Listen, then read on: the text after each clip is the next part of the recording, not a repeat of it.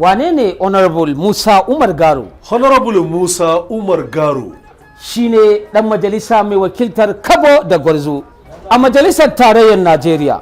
Dan majalisa ne mai kishin al'umma, jajirtacce kuma bulldozer sarkin aiki. Mutum ne mai ilimi, mai burin kawo ilimi a yankinsa.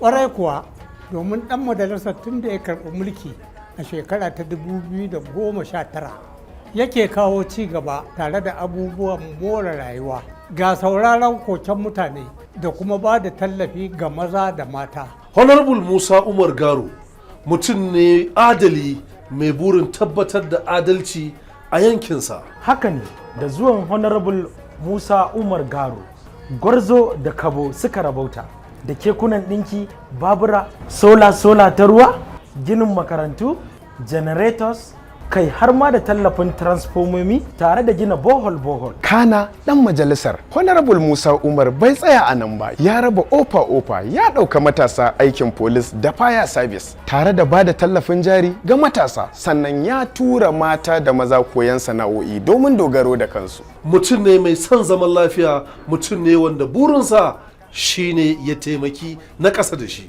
Turka shi lallai Honorable Musa Umar Garo yayi abin ayaba masa 4+4.